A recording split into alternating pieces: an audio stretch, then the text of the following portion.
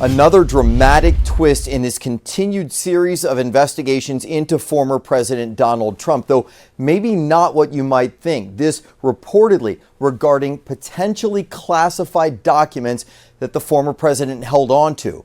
Multiple news reports suggest it involves Trump's removal of documents upon leaving the White House that the National Archives argue belong in their possession.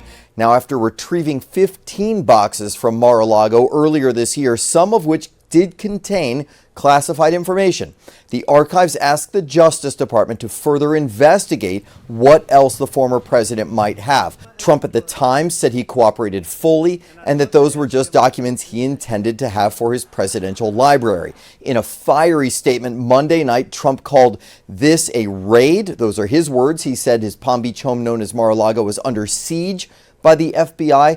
Quote, "Nothing like this has ever happened to a president," he wrote. After working and cooperating with the relevant government agencies, this unannounced raid on my home was not necessary or appropriate, adding, "They even broke into my safe." And he complained the political persecution of President Donald J. Trump has been going on for years. Of course, this is just one of several unrelated investigations underway, in addition to attempts to overturn the 2020 election and Trump's role in the January 6th attack at the Capitol. By the way, the former president, who described in detail what happened, was not there at Mar-a-Lago during this event. He was on the road traveling. Obviously, much more to learn. The altering of some police body camera video has been done, and it was an honest mistake. The Community Oversight Board, which is in charge of overlooking some of the behavior of Metro Police, said that they were in the middle of an investigation involving an officer who was allegedly using profanity towards a citizen. Now, that will be against policy. Now, when the Community Oversight Board went to view that body camera video, the parts where the profanity may have been used by that officer, as well as the other person lodging this complaint, had all been deleted by a member of the Metro Police IT department. A police commander says that this employee used to work for Metro Channel or the Metro Nashville Public Access Channel, and they were just doing what they have always done when it comes to video like this, taking out the obscenity. I find it at best unfortunate, at worst incompetent, that someone would come into this position and not know what the legal statutory exemptions or redaction requirements are. I know what they are. I'm a board member. It's in the documentation. I've read it many times. It's not my job, 8 hours a day. I find it difficult to accept that explanation. I spoke with the union president who represents WeGo bus drivers. He tells me last year alone, he heard from 25 different drivers who were assaulted on the job. Those assaults range from anything from a verbal assault all the way up to a serious physical attack. And drivers say they want more done to protect them on the job.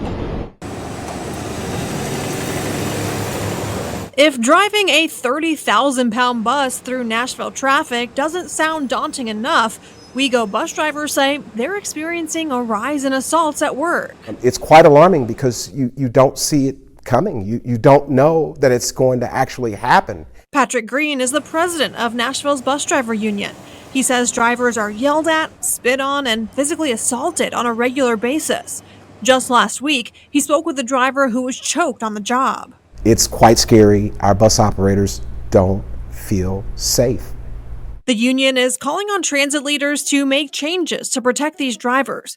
They drafted a list of demands, including improved safety barriers, more transparent incident tracking, and improved police response. We're putting our lives at risk every single day, but what we need now is we need action. It's time to stop talking. I brought these concerns to WeGo administrators. They tell me they're aware of the problem and recently started a task force to investigate the issue. We wanted to kind of take a proactive approach. Safety Director Nicholas Oldham says they recently started implementing task force recommendations, including more comprehensive barriers, revised de-escalation training for drivers, and more frequent security sweeps. You know, I know that we're not doing everything humanly possible. What is it that's practical for us to do to make sure that you guys feel safe? And as we listen, we implement. Patrick says there's still a long way to go to ensure driver safety, and the union will continue working to ensure all bus operators are safe at work.